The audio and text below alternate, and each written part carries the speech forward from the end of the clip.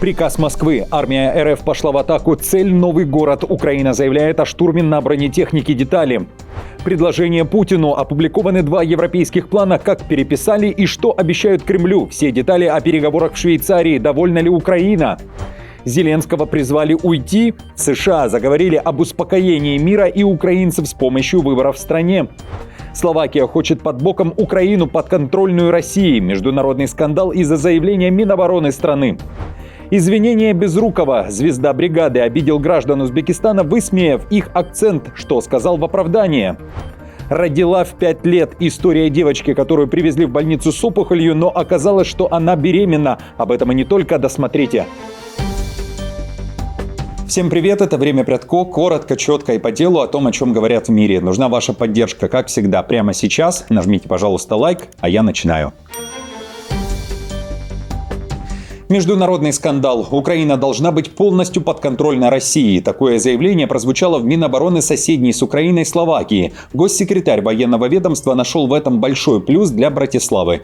Мелихер прямо обозначил свою позицию. Украина в границах до 2014 года, но под полным российским влиянием. Это отличный план для его страны. Для Словакии было бы хорошо, если бы Украина находилась в границах, которые у нее были до 2014 года, но полностью под российским влиянием, чтобы мы имели доступ к дешевой энергии и получали транзитные сборы. Это было бы лучшим для Словакии. Оппонент Мелихера заявил, что в таком бы случае никакие инвесторы бы не захотели сотрудничать со Словакией, если бы под боком была подконтрольная Кремлю страна. А в украинском МИД призвали словаков быть последовательными в своих заявлениях, поблагодарили народ за поддержку и попросили не путать, кто жертва, а кто агрессор. Говорится в официальном сообщении МИД страны. Такие заявления являются ничем иным, как повторением российской пропаганды, манипуляцией фактами, посягательством на суверенитет Украины и сознательным пренебрежением духом добрососедства и партнерства между нашими государствами, который нашел свое отражение, в том числе во время последнего, 3-го раунда украинско-словацких межправительственных консультаций в Кошице. Армия РФ пытается взять под свой контроль территории в Донецкой области. Войска пошли в новые атаки. Штурмы идут на территории Покровска. Украинские военные заявляют, что ВС РФ движутся к центру города. ВСУ отвечают огнем. Силы России заблокированы, говорится в заявлении украинских военных. Это позволило заблокировать попытки россиян накопить силы, которые безуспешно пытаются усилить давление на северную часть города. При любых попытках перейти в северную часть города через железную дорогу враг несет максимальные потери. При этом мониторинговый канал Deep State пишет, что у россиян есть продвижение в Покровске. Изменение линии фронта можно увидеть на карте, которую ведут аналитики. При этом Z-блогеры заявляют, начался штурм другого города на юге страны. Армия РФ пошла на Гуляйполе. По оперативным сведениям, в городе Гуляйполе начаты штурмовые мероприятия с севера и юго-востока, со стороны Равнополья и Марфополя. Также наши войска прорываются сквозь опорники с юга от Дорожнянки. В силах обороны юга Украины накануне подтверждали, что штурмовые действия идут. Российская сторона пытается пробиваться вперед на бронетехнике. Однако Украина заявляет, что такие атаки отбиты. На Гуляйпольском направлении украинские защитники отбили 15 атак оккупантов вблизи населенных пунктов Зеленый Гай, Затишье, Высокое и в сторону населенного пункта Прилуки. Еще 2 боевых столкновения продолжаются. Зеленский может экстренно вылететь из Украины уже на этой неделе. Визит в США. Цель – окончательное согласование мирного плана. Условия – согласие и понимание с 2 сторон. Об этом пишет западная пресса. Переговоры в Женеве, которые прошли накануне, были организованы в спешке и стали попыткой европейцев изменить ранее опубликованный американский план, который уже назвали планом капитуляции Украины. Итак, первая часть переговоров между США и Украиной была успешной. В Госдепе заявили, что достигнут прогресс, учитывая интересы всех сторон. И, конечно, есть еще российская сторона. Но мы полагаем, что за последние 9 месяцев получили довольно значимое понимание того, что для них действительно важно. Так что главный итог таков. Это очень содержательная встреча. Вероятно, лучшая, что у нас была за весь процесс, начиная с момента, когда мы вступили в должность в январе. Ермак, который возглавлял делегацию Украины, также заявил, что достигнут хороший прогресс. У нас очень хороший прогресс, и мы движемся к справедливому и прочному миру. Украинский народ заслуживает этот мир и хочет его больше, чем кто-либо на планете. Мы благодарим наших больших друзей, Соединенные Штаты и лично президента Трампа и его команду, за их стремление принести этот мир. После первого выхода к прессе стороны опять разошлись, но уже по отдельным кабинетам, чтобы внести корректировки и изменения. В это же время в сеть были слиты сразу два новых плана, предложенные европейскими союзниками Украины. В одном из них уже не 28, а 24 пункта. Итак, быстро о них. Полное прекращение огня, контролировать это будут в том числе США. Россия должна вернуть всех депортированных украинских детей, говорится в плане. Обмен всех военнопленных и гражданских. После стабилизации и прекращения огня гуманитарные шаги, включая семейные визиты через линию фронта. Суверенитет Украины подтверждается, навязанный нейтралитет исключен, гарантии безопасности от США, в том числе по аналогу статьи 5 НАТО, никаких ограничений на ВСУ и ВПК Украины, гарантия от ЕС и других желающих государств. Украина сама решает вопрос о присутствии дружественных войск на своей территории. Членство в НАТО по консенсусу Альянса, членство в ЕС подтверждается. Украина остается безъядерным государством. Территориальные вопросы обсуждаются после полного прекращения огня. Переговоры начинаются с текущей линии контроля. Изменение границ силой запрещено. Украина восстанавливает контроль над Запорожской АЭС при поддержке США и над Каховской дамбой. Гарантируется свободное судоходство по Днепру и контроль над Кинбургской косой. Украина будет полностью восстановлена и получит финансовую компенсацию, включая за счет российских суверенных активов, которые останутся замороженными до момента компенсации ущерба Украине. Санкции, введенные против России с 2014 года, могут быть постепенно и частично смягчены после достижения устойчивого мира и восстановлены в случае нарушения соглашения «Снэпбэк». В то же время Рейтер также опубликовал план европейцев, и в нем уже были отличия от версии The Telegraph, например, в части о численности ВСУ. Рейтер уже пишет, что она будет ограничена в мирное время 800 тысячами. И при этом Европа сделает предложение Путину. Россия будет возвращена в мировую экономику, санкции постепенно будут сниматься, и главное, Путин будет вновь приглашен за стол Большой Восьмерки. При этом в двух планах нет разговоров о выводе войск из Донбасса, хотя это условие есть в плане Трампа. Кстати, сам Рубио заявил, что ничего не слышал о европейских планах. Американский план мира пересекает несколько давних красных линий Украины, включая положение, требующее от Киева передать оставшуюся часть Донецкой области, которую Россия не смогла захватить с момента начала своей наступательной кампании там в 2014 году. План также предусматривает запрет на вступление Украины в НАТО и ограничения на численность ее армии. Сам же Трамп накануне критиковал Зеленского за то, что тот недостаточно благодарен Америке. Зеленский поспешил ответить и опубликовал сразу несколько постов на эту тему, в которых поблагодарил Вашингтон. Украина благодарна Соединенным Штатам, каждому американскому сердцу и лично президенту Трампу за помощь, которая, начиная с «Джавелинов», спасает жизни украинцев. Мы благодарим всех в Европе, в группе 7 и группе 20, кто помогает нам защищать жизни. Важно сохранять поддержку, важно не забывать главную цель – остановить российскую войну и не допустить, чтобы она когда-нибудь вспыхнула вновь. О том, что боевые действия не должны не только вспыхнуть, но и полностью прекратиться, накануне заявил президент Турции. Он уже провел переговоры с Зеленским, а 24 ноября, в понедельник, у него должен состояться разговор с Путиным. Тема «Мир в Украине» и работа зернового коридора в Черном море. И после этих переговоров, я полагаю, у меня будет возможность обсудить их результаты с европейцами, господином Трампом и другими друзьями. Женевские переговоры продолжатся уже в понедельник, 24 ноября. Делегации обещают работать в ускоренном режиме. Трамп хотел бы видеть подпись Зеленского под документом уже в четверг, 27 ноября. Рубио добавил лишь, что работа над этим планом продолжалась 3 недели, а в последние четверо суток значительно ускорилась. Госсекретаря США спросили о контрпредложениях Британии, Германии и Франции, о которых написали в воскресенье агентство Рейтер и газета «Телеграф», но Рубио ответил, что не видел никакого альтернативного европейского плана. Итак, друзья, что думаете об опубликованных европейских планах, а также о таких стремительных переговорах в Швейцарии? Появляется ли у вас надежда на мир?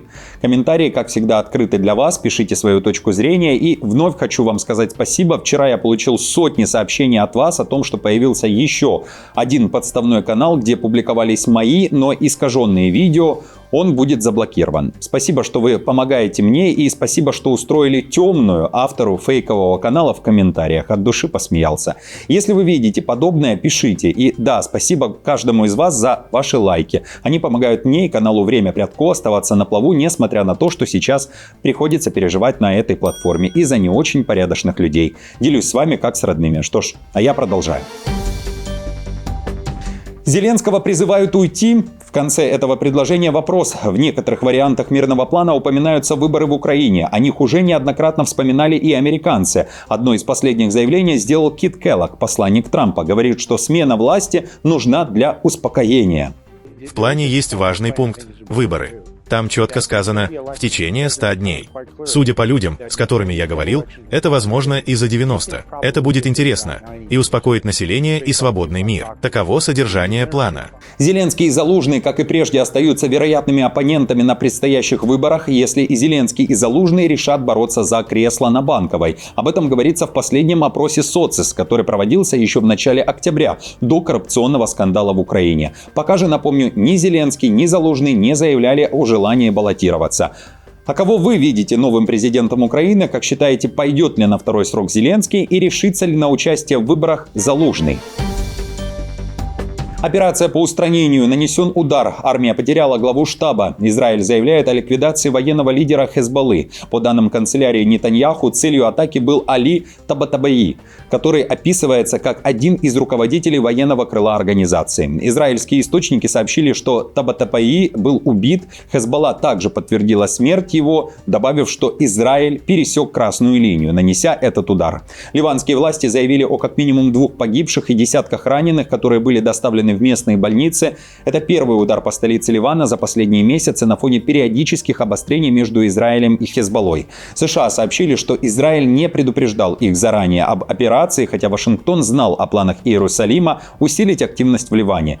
Табатабаи ранее находился под санкциями США как ключевой военный представитель Хезболлы. Израильские власти заявляют, что атаки направлены на предотвращение восстановления военных возможностей группировки. Представители Ливана призвали международное сообщество вмешаться, чтобы остановить дальнейшие удары. Актеру Сергею Безрукову пришлось оправдываться и признаваться в любви после неудачной пародии граждан Узбекистана. В центре скандала он оказался после того, как на пресс-конференции рассказывал о том, как его узнал работник кладбища в Узбекистане, куда актер решил поехать ночью после гастролей, чтобы возложить цветы на могилу Татьяны Есениной. Рассказывая историю, Безруков пародировал граждан Узбекистана, которые сочли это издевательством. Вот тот самый фрагмент. Человек не разговаривает по-русски. Он меня увидел. Он не разговаривает по-русски, но смотрел «Бригаду». Белый! Единственное, что он произнес по-русски, это белый. Белый с акцентом. Белый. После волны критики Безруков обвинил неизвестных в попытке разжечь межнациональный конфликт, откинув свою ответственность и заявив, что уважает народ Узбекистана. А копировал акцент, как уверяют, чтобы в ролях рассказать, как ради него в час ночи открыли кладбище для возложения цветов. Мои отношения к Узбекистану вы знаете. Сколько я вкладывал постов, когда я был на гастроли в Узбекистане. Сколько я вкладывал постов, восхищаясь узбекской культурой, узбекской кухней, узбекским гостеприимством. И по-прежнему продолжаю восхищаться. Я знаю, как меня любят в Узбекистане, как меня ждут в Узбекистане. Я отвечаю взаимностью. Автомобиль из будущего. Крупнейший в мире производитель электроники, а также сборщик айфонов, тайваньская компания Foxconn презентовала свой электрокар. Модель автомобиля так и называется – модель А. Разработали ее японские инженеры, сообщил представитель Foxconn. Основные технические характеристики этой новинки пока не разглашаются. Электромобиль планируется продавать с 2027 года, причем сначала эта модель поступит на японский рынок, а затем будет представлена в странах Юго-Восточной Азии. К слову, на этой же презентации тайваньский производитель объявил о партнерстве с американской компанией OpenAI, которая занимается разработками в области искусственного интеллекта. Возможно, это отразится на начинке электрокара.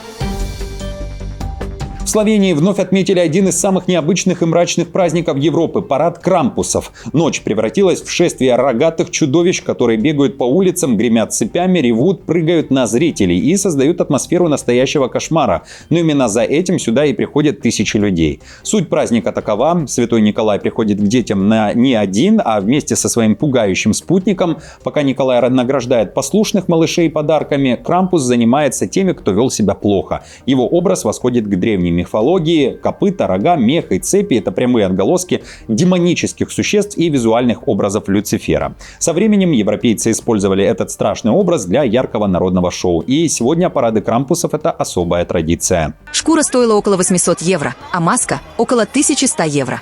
Так что за полноценный костюм можно заплатить от 2000 до 3000 евро.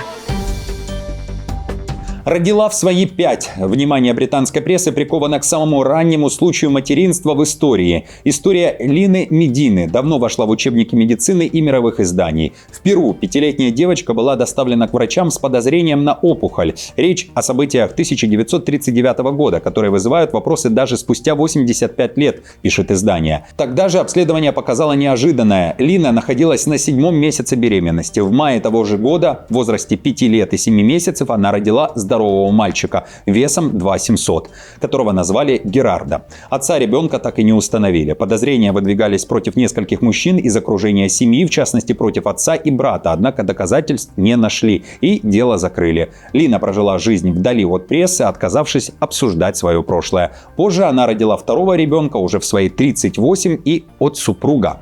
Всю жизнь Лина последовательно отказывалась от любых интервью с прессой, в том числе от запроса агентства Рейтер в 2002 году, заявив, что больше не желает участвовать в этом деле. Жива ли она сейчас, неизвестно.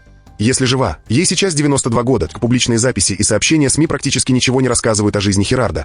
Кроме того, что он умер в 1979 году в возрасте 40 лет от болезни костного мозга, не пережив свою мать. Друзья, всем спасибо за просмотр, хорошего дня. Не забудьте поддержать мою работу лайком, подпиской и комментарием. До встречи уже завтра.